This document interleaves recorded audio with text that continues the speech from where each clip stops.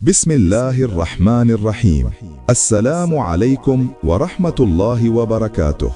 नहजुल बलागा खुतबा अव्वल, दूसरा हिस्सा।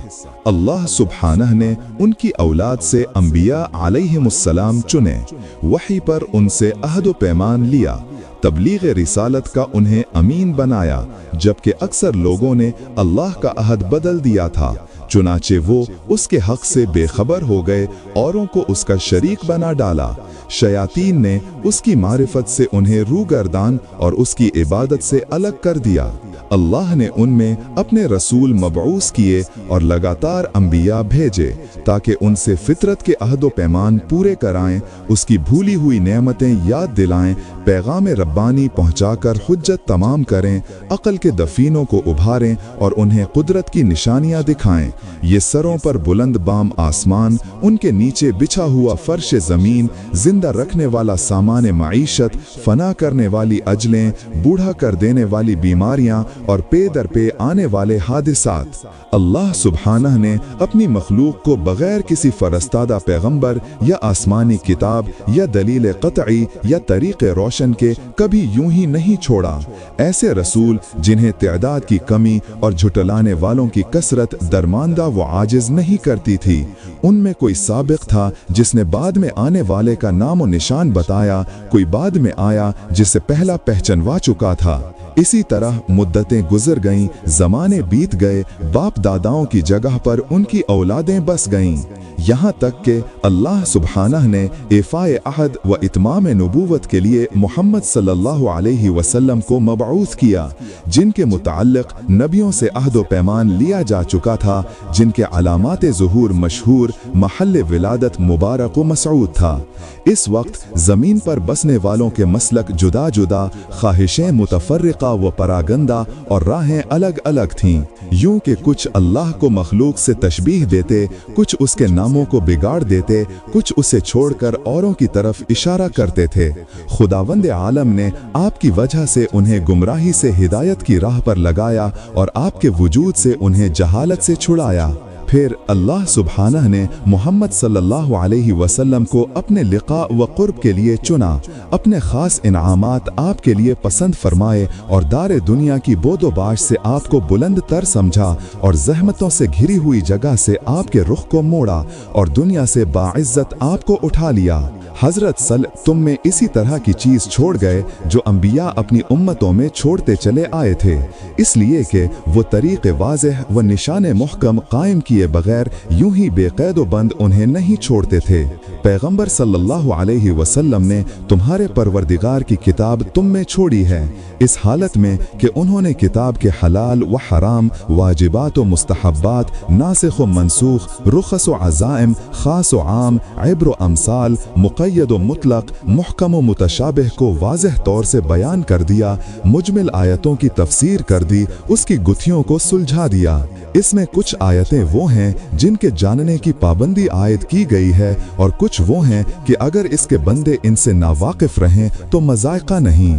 कुछ अहकाम ऐसे हैं जिनका वजूब किताब से साबित है और हदीस से उनके मनसूख होने का पता चलता है, और कुछ अहकाम ऐसे हैं जिन पर अमल करना हदीस की रूह से वाजिब है लेकिन किताब में उनके तर्क की इजाज़त है।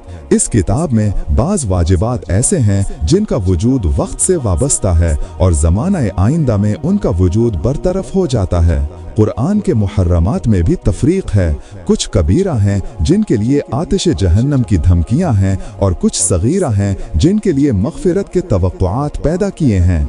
कुछ आमाल ऐसे हैं जिनका थोड़ा सा हिस्सा भी मकबूल है और ज़्यादा से ज़्यादा इजाफा की गुंजाइश रखी है। इसी खुतबा में हज के सिलसिले में फरमाया, अल्लाह ने अपने घर का हज तुम पर वाजिब किया, जिसे लोगों का क़िबला बनाया है, जहां लोग इस तरह खिंच कर आते हैं जिस तरह प्यासे हैवान पानी की तरह, और इस तरह वारिफ्तगी से बढ़ते हैं जिस तरह कबूतर अपने आशियानों की जानिब। अल्लाह जल्ल शानहू ने उसको अपनी अज़मत के सामने उनकी फरूतनी कमतरी व आजिज़ी और अपनी इज़्ज़त के एतराफ़ का निशान बनाया है। उसने अपनी मखलूक में से सुनने वाले लोग चुन लिए जिन्होंने उसकी आवाज़ पर लब्बैक कही और उसके कलाम की तस्दीक की। वो अंबिया अलैहिमुस्सलाम की जगहों पर ठहरे अर्श पर तवाफ़ करने वाले फरिश्तों से शबाहत इख्तियार की। वो अपनी इबादत की तिजारत गाह में मनफ़ियतों को समेटते हैं और उसकी वादागाह मग़फ़िरत की तरफ बढ़ते हैं। अल्लाह सुब्हानह ने उस घर को इस्लाम का निशान और पनाह चाहने वालों के लिए हरम बनाया है। इसका हज फ़र्ज और अदायगी हक़ को वाजिब किया है और इसकी तरफ राह नोर्दी फ़र्ज कर दी है। चुनाचे अल्लाह ने कुरान में फरमाया, अल्लाह का वाजिबुल अदा हक़ लोगों पर यह है कि वो खाना काबा का हज करें जिन्हें वहाँ तक पहुँचने की इस्तिताअत हो, और जिसने कुफ्र किया तो जान ले कि अल्लाह सारे जहान से बेनियाज है। दीन की अस्ल असास खुदा शनासी है।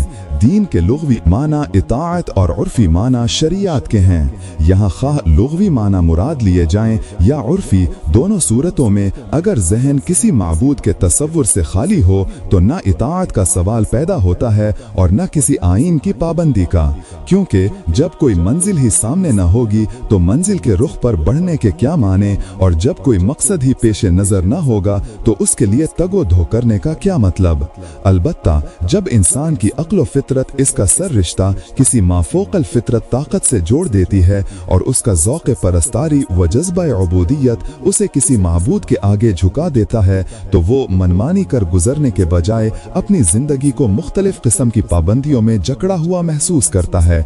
और इन्हीं पाबंदियों का नाम दीन है, जिसका नुक्ता आगाज़ सानिया की मारिफत और उसकी हस्ती का एतराफ़ है। मारिफत की बुनियादी हैसियत की तरफ इशारा करने के बाद उसके ज़रूरी अरकान और शराइत बयान फरमाए हैं, और उमूमन अफराद इंसानी जिन नाक़िस मरातिब इदराक को अपनी मंजिल आखिर बनाकर काने हो जाते हैं, उनके नाकाफ़ी होने का इजहार फरमाया है। और उसका पहला दर्जा ये है कि फितरत के वजदानी एहसास और ज़मीर की रहनुमाई से या अहले मज़ाहिब की ज़ुबान से सुनकर उस अंधे की हस्ती का तसव्वुर जहन में पैदा हो जाए जो खुदा कही जाती है। ये तसव्वुर दर हकीकत फ़िक्र व नज़र की जिम्मेदारी और तहसील मारिफत का हुक्म आयद होने का अक़लन पेश ख़ैमा है, लेकिन तसाहुल पसंद या माहौल के दबाव में असीर हस्तियाँ इस तसव्वुर के पैदा होने के बावजूद तलब की ज़हमत गवारा नहीं करती, तो वो तसव्वुर तस्दीक की शक्ल इख्तियार नहीं करता। इस सूरत में वो मारिफत से महरूम हो जाती हैं, और बावजूद तसव्वुर बिनाजिल तस्दीक से उनकी महरूमी चूँकि बिल इख्तियार होती है, इसलिए वो इस पर मुआखज़ा की मुस्तहिक होती हैं। लेकिन जो इस तसव्वुर की तहरीक से मुतासिर होकर कदम आगे बढ़ाता है, वो गौर व फिक्र ज़रूरी समझता है, और इस तरह दूसरा दर्जा इदराक का हासिल होता है, और वो ये है कि मखलूक़ात की बोकलूमियों और मसनूआत की नईरंगियों से साने आलम का खोज लगाया जाए, क्योंकि हर नक्श नक्काश के वजूद पर और हर असर मुअस्सिर की कारफरमाई पर एक ठोस और बेलचक दलील है। चुनाचे इंसान जब अपने गिरदो पेश नज़र दौड़ाता है तो उसे ऐसी कोई चीज़ दिखाई नहीं देती कि जो किसी सानिया की कारफरमाई के बगैर मौजूद हो गई हो।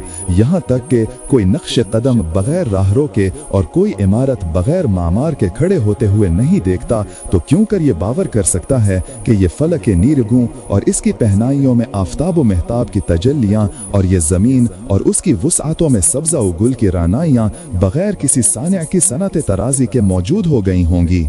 लिहाजा मौजूदात आलम और नज़्म कायनात को देखने के बाद कोई इंसान इस नतीजे तक पहुँचने से अपने दिलो दिमाग को नहीं रोक सकता कि इस जहान रंगो बू का कोई बनाने संवारने वाला है, क्योंकि तही दामाने वजूद से फैज़ान वजूद नहीं हो सकता और ना आदम से वजूद का सरचश्मा फूट सकता है। कुरान ने इस इस्तिदलाल की तरफ इन अल्फाजों में इशारा किया है, क्या अल्लाह के वजूद में शक हो सकता है जो ज़मीन और आसमान का पैदा करने वाला है। लेकिन ये दर्जा भी नाकाफ़ी है, जबकि इसकी तस्दीक में गैर की उलूहियत के अकीदा की आमेज़िश हो। तीसरा दर्जा ये है कि इसकी हस्ती का इकरार वहदत व यगानगत के एतराफ़ के साथ हो।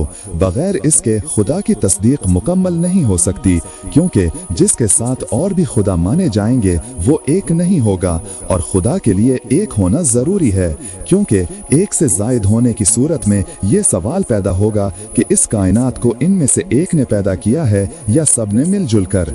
अगर एक ने पैदा किया है तो इसमें कोई खुसूसियत होना चाहिए, वरना उस एक को बिला वजह तरजीह होगी जो अक्लन बातिल है। और अगर सब ने मिलजुल कर बनाया है तो दो हाल से खाली नहीं, या तो वो दूसरों की मदद के बगैर अपने उमूर की अंजाम दही न कर सकता होगा या उनकी शिरकत और ताउन से बेनियाज होगा। पहली सूरत में उसका मोहताज और दस्ते नगर होना और दूसरी सूरत में एक फ़ैल के लिए कई एक मुस्तकिल फ़ाइलों का कारफरमा होना लाजिम आएगा, और ये दोनों सूरतें अपने मकाम पर बातिल की जा चुकी हैं। और अगर ये फ़र्ज़ किया जाए कि सारे खुदाओं ने हिस्सा रज़दी मखलूक़ात को आपस में बांट कर ईजाद किया है, तो इस सूरत में तमाम मुमकिनात की हर वाजिबुल वजूद से यकसा निस्बत न रहेगी, बल्कि सिर्फ अपने बनाने वाले ही से निस्बत होगी। हालांकि हर वाजिब को हर मुमकिन से और हर मुमकिन को हर वाजिब से यकसा निस्बत होना चाहिए, क्योंकि तमाम मुमकिनात असर पजीरी में और तमाम वाजिबुल वजूद असर अंदाजी में एक से माने गए हैं। तो अब इसे एक माने बगैर कोई चारा नहीं है, क्योंकि मुतअद्दिद खालिक मानने की सूरत में किसी चीज़ के मौजूद होने की गुंजाइश ही बाकी नहीं रहती, और ज़मीन और आसमान और कायनात की हर शय के लिए तबाही और बर्बादी ज़रूरी करार पाती है। अल्लाह सुब्हानह ने इस दलील को इन अल्फाजों में पेश किया है। आपसे अगले वीडियो में फिर मुलाकात होगी, तब तक के लिए खुदा हाफिज।